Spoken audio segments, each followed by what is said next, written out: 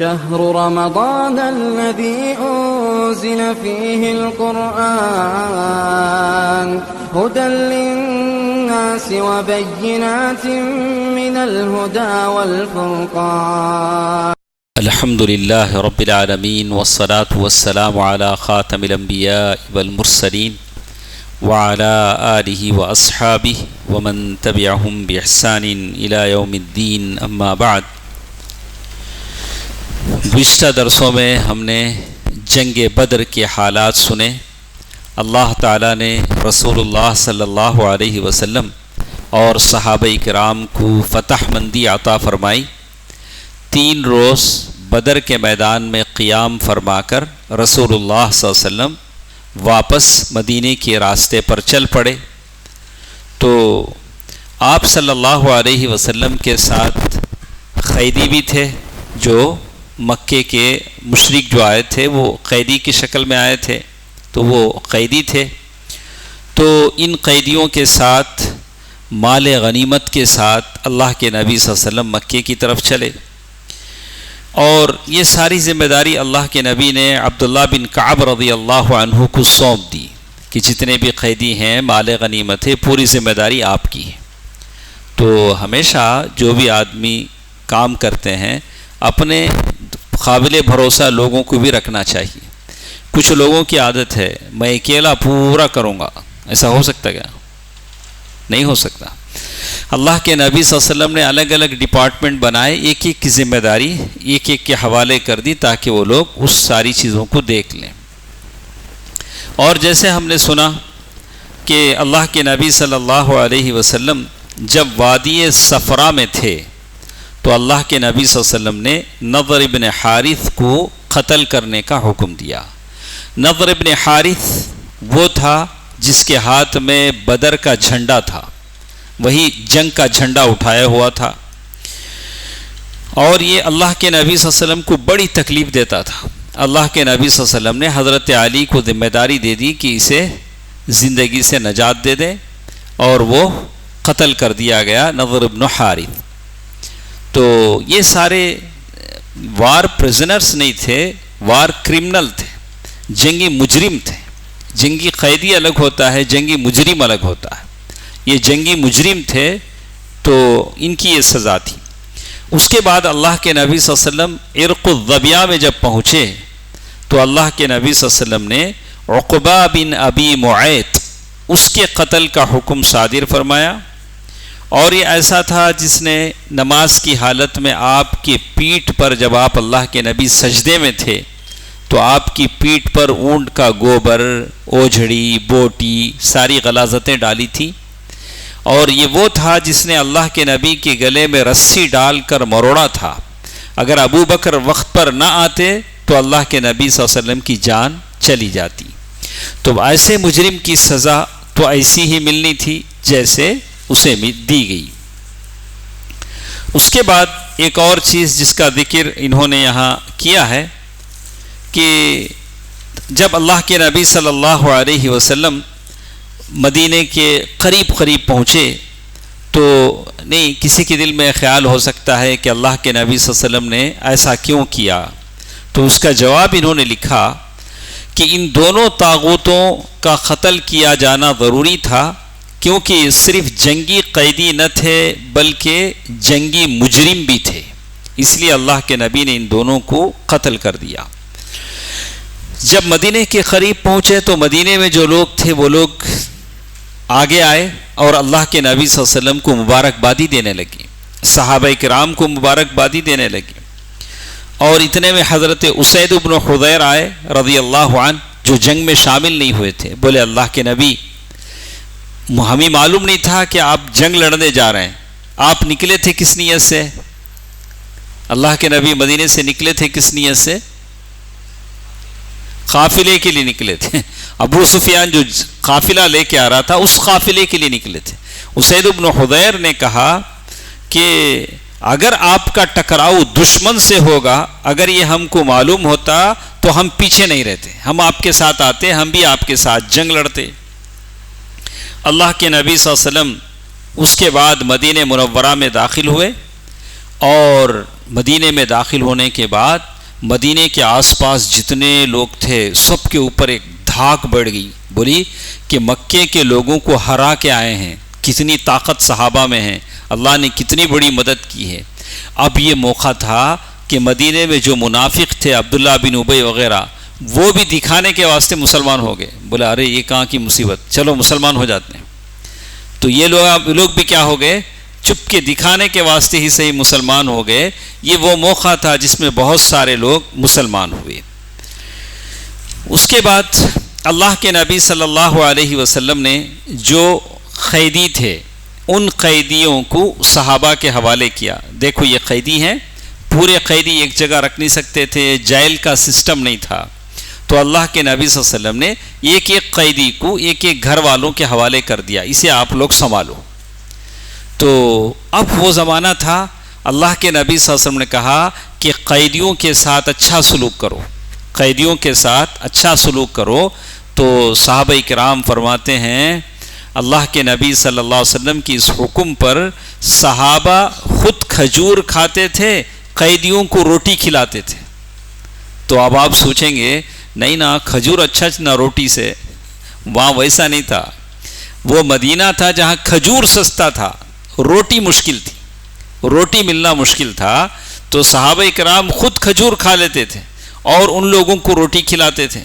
اسی لیے صحابہ نے جب پہلی مرتبہ روٹی کھائی، کہا کہ روٹی کھانے سے آدمی موٹا ہوتا ہے، تو وہ روٹی کھا کے دیکھتے تھے میں موٹا ہوگا کہ۔ تو یہ سادہ مزاجی ان کی تھی صحابہ کرام کی رضوان اللہ علیہ مجمعین۔ تو کہتے ہیں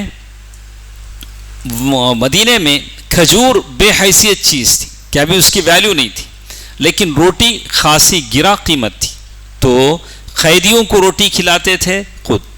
تو آج کے زمانے میں آپ دیکھیں گے آج دنیا نے جیل بنائے ہیں، امریکہ کی وہ جیلیں، بدنام زمانہ جیلیں جہاں آدمی زندہ جاتا ہے زندہ واپس نہیں آتا، ایسی بھی جیلیں، کچھ جیلیں اب ختم کر دی گئیں شاید۔ اور پھر ہم نے سیریا میں جب حکومت بدلی تو وہاں کے جیلوں کا حال سنا، کیسے کیسے جیل لوگوں نے بنائے، جبکہ اللہ کے نبی صلی اللہ علیہ وسلم نے قیدیوں کے ساتھ حسن سلوکی کا حکم دیا۔ جب ایک موقع آیا قیدیوں کو رسیوں سے باندھ دیا گیا، قیدی سردی میں رونے لگے، چیخنے لگے، اللہ کے نبی نے فرمایا مجھے رات بھر نیند نہیں آتی ہے، ان کی رسیاں ڈھیلیں کر دو تاکہ قیدیوں کو تکلیف نہ ہو۔ اسی لیے اللہ کے نبی صلی اللہ علیہ وسلم رحمت للعالمین تھے۔ اب معاملہ یہ تھا کہ اب ان قیدیوں کے ساتھ کیا کیا جائے، ان قیدیوں کے ساتھ کیا کیا جائے۔ اللہ کے نبی صلی اللہ علیہ وسلم نے سب سے پہلے حضرت ابوبکر رضی اللہ تعالیٰ عنہ سے پوچھا، ابوبکر آپ مشورہ دیں کہ یہ قیدیوں کے ساتھ ہم کو کیا سلوک کرنا ہے۔ ابوبکر رضی اللہ تعالیٰ عنہ نے کہا اللہ کے نبی یہ تو ہمارے چچیرے بھائی ہیں، ہمارے کنبے قبیلے کو لوگ ہیں، ہم ایسا کریں گے ان قیدیوں سے ہمیں فدیہ لے لیں گے۔ فدیہ کے معنی کمپنسیشن لے لیں گے۔ وہ فدیہ 1000 دینار سے 6000 دینار تک تھا، آدمی کے خاندان اس کے ویلیو کو پکڑ کے قیمت لگاتے تھے۔ ہم فدیہ لے لیں گے، اس سے فائدہ یہ ہوگا کہ کافروں کے خلاف ہماری قوت بن جائے گی، ہم کو پیسہ آ جائے گا، اور اللہ نے موقع دیا تو ہدایت ان کو مل جائے گی، بعد میں لوگ مسلمان بھی ہو جائیں گے، تو اب وہ ہمارے بازو بن جائیں گے، ہمارے لیے ایک مین پاور آ جائے گا۔ یہ رائے کس کی تھی؟ ابو بکر رضی اللہ تعالیٰ عنہ کی۔ اللہ کے نبی صلی اللہ علیہ وسلم نے حضرت عمر سے پوچھا، عمر تمہاری رائے کیا ہے؟ عمر رضی اللہ تعالیٰ عنہ نے کہا کہ جو رائے ابو بکر کی ہے وہ میری نہیں ہے۔ انہوں نے کہا کہ عمر رضی اللہ عنہ پہلے سے ہی سخت تھے، بہت سخت تھے، انہوں نے کہا کہ میری ایسے رائے نہیں ہے، اچھا تمہاری رائے کیا ہے؟ انہوں نے کہا کہ میری رائے یہ ہے کہ میرا جو رشتہ دار ہے عمر میں ہوں، میرا جو چچیرا بھائی ہے اسے مجھے حوالے کر دے، میں اسے قتل کر دوں گا، اور علی کے جو بھائی ہیں عقیل ان کو حوالے کر دے، وہ ان کو قتل کر دیں گے۔ تو اس طرح یہ ہوگا حمزہ کا جو بھائی ہے وہ حمزہ کے حوالے کر دیں، وہ اس کو قتل کر دیں گے، یہاں تک کہ اللہ کو معلوم ہو جائے کہ ہمارے دلوں میں مشرکین کے لیے کوئی جگہ نہیں ہے، کوئی نرم گوشہ نہیں ہے، اور یہ جو لوگ ہیں مکے سے جو قید کر کے ہم لوگ جو لائے ہیں، یہ مشرکین کے صنادید یعنی لیڈر، ائمہ اور قائدین ہیں، ان کو زندہ رکھنا خطرے سے خالی نہیں۔ یہ رائے کس کی تھی؟ حضرت عمر فاروق رضی اللہ تعالیٰ عنہ کی تھی۔ لیکن حضرت عمر رضی اللہ تعالیٰ عنہ کہتے ہیں کہ اللہ کے نبی صلی اللہ علیہ وسلم نے میری رائے کو قبول نہیں کیا، حضرت ابوبکر کی رائے کو قبول کیا۔ حضرت ابوبکر کا جو یہ رائے تھی، اللہ کے نبی صلی اللہ علیہ وسلم نے وہ رائے لے لی اور فدیہ لینا طے کر دیا، وہ جو بھی ہے وہ لوگ دیں گے۔ تو دوسرے دن جب میں گیا تو دیکھا کہ ابو بکر اور اللہ کے نبی صلی اللہ علیہ وسلم رو رہے ہیں، بیٹھ کر رو رہے ہیں۔ تو مجھے بڑا تعجب ہوا۔ حضرت عمر رضی اللہ تعالیٰ عنہ کہتے ہیں، حضرت عمر رضی اللہ تعالیٰ عنہ نے کہا، اے اللہ کے رسول مجھے بتائیں کہ آپ اور آپ کے ساتھی ابو بکر رو کیوں رہے ہیں؟ اگر رونے کی وجہ مجھے معلوم ہوئی تو میں بھی رو لوں گا، اور اگر معلوم نہ ہو سکی تو آپ حضرات کے رونے کی وجہ سے میں روؤں گا، لیکن مجھے بتائیں تو صحیح آپ لوگ کیوں رو رہے ہیں؟ تو رسول اللہ صلی اللہ علیہ وسلم نے فرمایا کہ فدیہ قبول کرنے کا جو فیصلہ ہمارا ہوا، اللہ کو وہ فیصلہ پسند نہیں آیا، اللہ کو وہ فیصلہ پسند نہیں آیا۔ تو اللہ کے نبی نے وہاں ایک قریب میں ایک درخت تھا، درخت مطلب کیا؟ جھاڑ۔ اللہ کے نبی نے فرمایا اللہ کا عذاب اس درخت سے، اس جھاڑ سے قریب آ چکا تھا، ہمارے اللہ کا عذاب ہمارے اتنا قریب آ چکا تھا، لیکن چونکہ اللہ تعالیٰ نے ہم کو ایک آپشن دیا تھا، اللہ تعالیٰ نے پہلے ہی ایک آپشن دیا تھا۔ وہ کیا آپشن تھا؟ اعوذ باللہ من الشیطان الرجیم، بسم اللہ الرحمن الرحیم، ما كان لنبي أن يكون له أسرى حتى يثخن في الأرض تريدون عرض الدنيا والله يريد الآخرة والله عزيز حكيم لولا كتاب من الله سبق لمسكم فيما أخذتم عذاب عظيم۔ اللہ تعالیٰ نے پہلے ہی ایک آیت نازل فرما دی، اس میں کہا کسی نبی کے لیے یہ درست نہیں کہ اس کے پاس قیدی ہوں یہاں تک کہ وہ زمین میں اچھی طرح خون ریزی کر لے۔ تم لوگ دنیا کا سامان چاہتے ہو اور اللہ آخرت چاہتا ہے، اور اللہ غالب اور حکمت والا ہے۔ اور اگر اللہ کی طرف سے نوشتہ سبقت نہ کر چکا ہوتا تو تم لوگوں نے جو کچھ لیا ہے اس پر تم کو سخت عذاب پکڑ لیتا۔ پہلے اللہ تعالیٰ نے کہا فَإِمَّا مَنًّا بَعْدُ وَإِمَّا فِدَاءً، قرآن مجید کی آیت ہے، اللہ تعالیٰ نے اس میں فرما دیا تھا مشرکین کو جنگ میں قید کرنے کے بعد یا تو احسان کرو یا فدیہ لے لو۔ اللہ نے پہلے فدیہ لینے کی بات کہی تھی، اگر وہ نہیں کہا ہوتا تو عذاب آ جاتا۔ تو کہتے ہیں کہ فدیہ لینے کی بات قبول ہوئی، تو اس میں انہوں نے کہا کہ ابو بکر رضی اللہ تعالیٰ عنہ کی رائے پر فیصلہ ہوا، تو 1000 سے 4000 درہم فدیہ لیا گیا۔ آدمی کا خاندان، اس کا ویلیو، اس لحاظ سے باتیں طے ہوئی۔ اچھا، جو قیدی جن کے پاس کچھ بھی نہیں تھا تو ان کے لیے کیا ہوا؟ ان کو لکھنا پڑھنا آتا تھا، مدینے والوں کو لکھنا پڑھنا نہیں آتا تھا۔ مدینے والے کسان تھے، کھیتی باڑی تھی، مکے والوں کو کھیتی باڑی نہیں تھی۔ تو اللہ کے نبی صلی اللہ علیہ وسلم نے فرمایا کہ 10 بچوں کو لکھنا پڑھنا سکھاؤ، وہ بچے لکھ کر پڑھ لیں تو تم آزاد ہو۔ دیکھا علم کی قدر اللہ کے نبی نے کیسے کی، کہ جہاں 4000 درہم ملتے تھے، کہا کہ 10 بچوں کو، مدینے کے 10 بچوں کو وہ پڑھنا لکھنا سکھا دیں گے تو ان کو آزاد کر دیا جائے گا۔ کچھ لوگ ایسے تھے جن کو بغیر کسی فدیہ لیے کہ بھی اللہ کے نبی صلی اللہ علیہ وسلم نے چھوڑ دیا۔ ان لوگوں میں مطلب بن حنطب، سیفی بن ابی رفاعہ اور ابو عزہ جمحی کے نام آتے ہیں۔ ابو عزہ جمحی جنگ بدر میں اللہ کے نبی نے معاف کر کے چھوڑ دیا۔ یہ کیا تھا؟ 1 نمبر کا شاعر بھی تھا، اور اللہ کے نبی کے خلاف، اللہ کے نبی کی بیویوں کے خلاف لوگوں کو قصے کہانیاں سناتا تھا۔ تو اور جنگ میں ابھارتا بھی تھا، ارے لڑو مارو بہادراں شیراں تمہیں. تو اللہ کے نبی صلی اللہ علیہ وسلم نے جنگ بدر میں اسے پکڑ لیا تو جنگ بدر میں رونے لگا، میرے چھوٹے بچے ہیں، جوان بیوی ہے، میں مر گیا تو کیا ہو جائیں گا. اللہ کے نبی صلی اللہ علیہ وسلم فرمایا اچھا اسے چھوڑ ڈالو، آئندہ نہیں آنا. لیکن جنگ احد میں سیم ویسے ہی کیا. تو ظاہر ہے ایک سوراخ سے 2 مرتبہ ڈسا نہیں جاتا. لا یلدغ المؤمن من جحر مرتين. اللہ کے نبی صلی اللہ علیہ وسلم نے کہا کہ جنگ بدر میں تمہیں دھوکہ دے ڈالے، اب دھوکہ دینے ہوں گا نہیں. اللہ کے نبی صلی اللہ علیہ وسلم نے جنگ احد میں کیا کیا، اسے قتل کر دیا. یہ ابو عزہ جمحی تھا. اسی طرح اللہ کے نبی صلی اللہ علیہ وسلم نے اپنے داماد ابو العاص جو حضرت زینب کے شوہر تھے، وہ بھی قیدی میں تھے، اپنے ہی داماد. تو دیکھا آپ نے، ایک داماد حضرت علی تھے جو جنگ بدر میں سب سے پہلے لڑنے کے لیے پہنچے. ایک داماد حضرت عثمان تھے جو مدینے میں رہ گئے تھے، رقیہ بیمار تھی رضی اللہ عنہا، ان کے جنازے میں وہ مشغول تھے.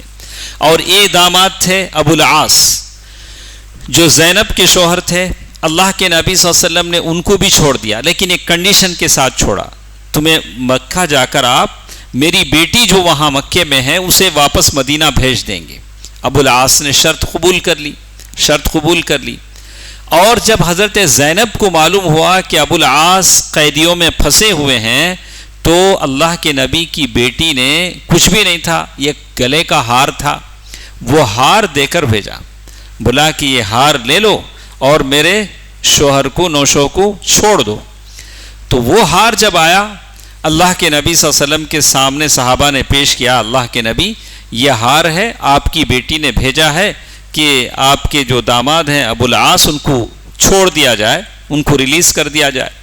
اللہ کے نبی صلی اللہ علیہ وسلم نے وہ ہار لے کر دیکھا تو رونے لگے.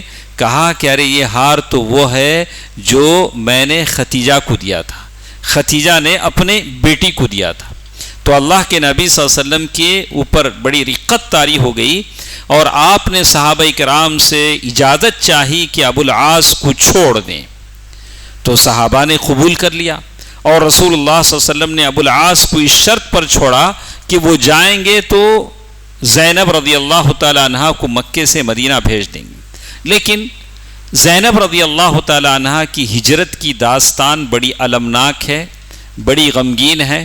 بڑی تکلیفیں زینب رضی اللہ تعالی عنہ نے اٹھائی اور جب وہ نکلنے لگیں تو ان پر حملہ بھی ہوا اور ان کا حمل بھی ساقط ہو گیا. انشاءاللہ بڑی لمبی داستان ہے، پھر کسی موقع پر ہم سنتے ہیں. اسی طرح قیدیوں میں ایک قیدی تھے سہیل بن عمرو. یہ بڑا زبان آور خطیب تھا. انگلش میں کیا بولیں گے اسے؟ فائر برانڈ اسپیکر، جس کی تقریر سے آگ لگ جاتی. تو ایسا اسپیکر تھا، ایسا ہی ابھارتا تھا لوگوں کو، مکے کے کافروں کو کیا کرتا تھا، ایسا ابھارتا تھا. تو حضرت عمر رضی اللہ تعالی عنہ نے اللہ کے نبی صلی اللہ علیہ وسلم کے پاس آ کر بولا، اللہ کے رسول، یہ سہیل بن عمرو ہے جو ہمارے خلاف جنگ کے میدان میں ابھار کے لوگوں کو تقریر کرتا تھا. ہم لوگ ایسا کرتے ہیں اس کے سامنے کے 2 دانتا نکال لاتے ہیں، اوپر کے نیچے کے. حضرت عمر رضی اللہ تعالی عنہ نے مشورہ دیا. تو اللہ کے نبی نے پوچھا اچھا اس سے کیا ہوگا؟ پوچھا ہوگا کیا؟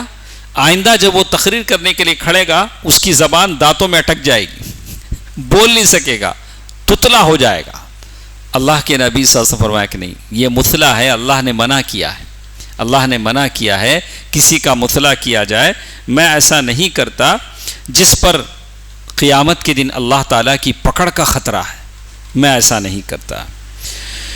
تو اسی طرح اللہ کے نبی صلی اللہ علیہ وسلم کے ایک صحابی تھے سعد بن نعمان رضی اللہ عنہ. یہ عمرے کے لیے نکلے تھے مدینے سے مکہ. تو ایسا ہوا کہ مکے میں ابو سفیان نے ان کو پکڑ لیا. کیوں پکڑا؟ ابو سفیان کا جو بیٹا تھا وہ عمر، وہ یہاں قید تھا. تو ابو سفیان نے ان کو وہاں پکڑ لیا. اس صحابی کو بولا تم میرے بیٹے کو چھوڑو، میں تمہارے صحابی کو چھوڑ دوں.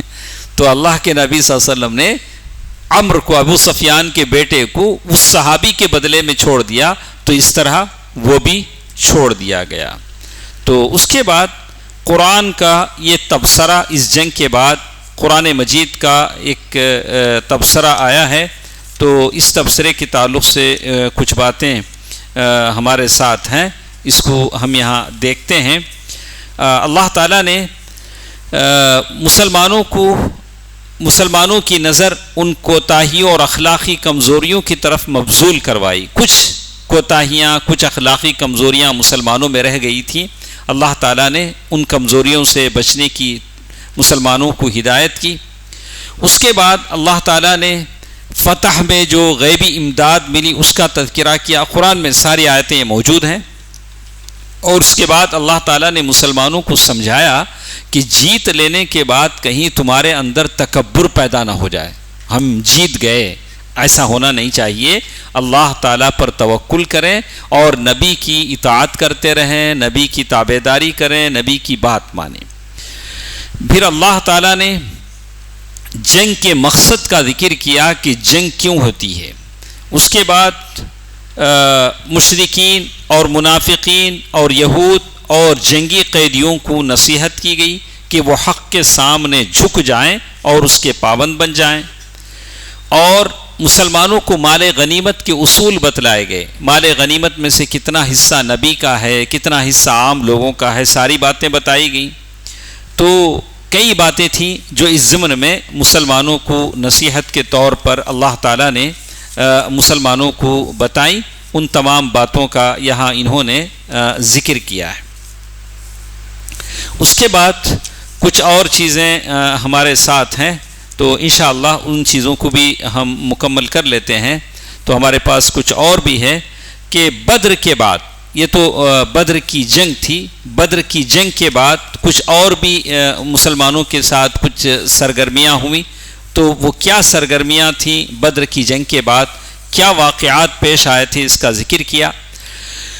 2 رمضان تھا، 2 رمضان میں کا روزہ جب اللہ کے نبی صلی اللہ علیہ وسلم بدر کی جنگ کے بعد واپس آئے تو سن 2 ہجری میں، کیونکہ بدر کی جنگ سن 2 ہجری میں ہوئی تھی، تو روزہ بھی تھا، رمضان کا موقع تھا، اور صدقہ فطر فرض کیا گیا، رمضان کے روزے فرض ہوئے، اور زکوٰۃ کیا نصاب بتایا گیا کہ کس میں کتنا زکوٰۃ دینا ہے، کیا کیا کرنا ہے، اور صدقہ فطر کی فرضیت بتائی گئی، اور زکوٰۃ کے نصاب کی تعین بتائی گئی۔ اس کا فائدہ یہ ہوا کہ مدینے میں جو غریب مسلمان تھے، مسلمانوں کو تھوڑا ریلیف مل گیا۔ جب بڑے لوگوں نے زکوٰۃ نکالا تو وہاں کے لوگوں کو ریلیف مل گیا۔ تو اسی لیے زکوٰۃ کا مال مقامی لوگوں سے لیا جائے گا، مقامی لوگوں کو دیا جائے گا۔ سمجھ میں آیا آپ کو؟ ہاں، سمجھ میں آیا؟ یہی غلطی ہم کرتے ہیں، یہی غلطی کرتے ہیں کہ ہم اپنے زکوٰۃ کا پیسہ باہر دینے میں بڑا شوق رکھتے ہیں، باہر دیں گے، خاندان سے باہر دیں گے۔ نہیں، آپ کے یہاں جو چیزیں ہیں، مدرسے میں دینا چاہتے ہیں، مرکز میں دینا چاہتے ہیں، غریب میں آپ نکلیں گے تو کروڑوں کی زکوٰۃ تو خالی ہمارے محلے میں ختم ہو جائے گی۔ اتنے غریباں ہیں ہمارے پاس، اتنے غریب لوگ ہمارے پاس۔ تو زکوٰۃ آپ کے لوکل میں دی جائے گی، مقامی لوگوں میں دی جائے گی، مقامی مراکز میں، مقامی سینٹرز میں، مقامی غریبوں میں بانٹی جائے گی، تو تبھی زکوٰۃ آدمی کی ہوتی ہے۔ تؤخذ من اغنیائہم فترد علی فقرائہم، مقامی لوگوں میں۔ ہاں، باہر سے کوئی آتا ہے تو اسے آپ کچھ چند پیسے صدقے کے طور پر دے سکتے ہیں، زکوٰۃ تو نہیں دے سکتے۔ اچھا، ہاں، اگر سارے کے سارے آپ کے محلے میں کوئی غریب نہ رہے، سارا داشا مکان مالدار بن جائے انشاءاللہ، تو تب آپ باہر دے سکتے ہیں، باہر دے سکتے ہیں۔ تو کہتے ہیں اللہ کے نبی صلی اللہ علیہ وسلم تو کہا کہ پھر نہایت جب رمضان ختم ہوا تو ایک ایسا خوشگوار اتفاق ہوا کہ مسلمانوں نے اپنی زندگی میں پہلی مرتبہ عید الفطر منائی۔ آپ سوچ کر دیکھیے، ذرا اندازہ لگائیے کہ کیا خوشی مسلمانوں کو ہوئی ہوگی۔ ایک طرف بدر کی جنگ جیتنے کا شوق، اس کے بعد پہلا رمضان، پہلی عید، اور ہر طرف نعرہ تکبیر، مسلمان اپنے گھروں سے نکلے ہیں اور ادھر مہاجرین جو غریب صحابہ وہ بھی خوش، زکوٰۃ کے پیسے ان کو ملے ہیں، مال غنیمت صحابہ کو ملا ہے، کیا عید ہوگی وہ پہلی عید، اسی کا ذکر انہوں نے کیا ہے کہ وہ جو جنگ بدر کی فتح مبین کے بعد پیش آئی، کتنی خوشگوار تھی یہ عید سعید، جس کی سعادت اللہ نے مسلمانوں کے سر پر فتح و عزت کا تاج رکھنے کے بعد عطا فرمائی، اور کتنا ایمان افروز تھا اس نماز عید کا منظر، جسے مسلمانوں نے اپنے گھروں سے نکل کر تکبیر اور توحید اور تحمید و تسبیح کی آوازیں بلند کرتے ہوئے میدان میں جا کر ادا کیا۔ صحابہ نے کہاں پڑھا؟ میدان میں جا کر عید کی نماز ادا کی۔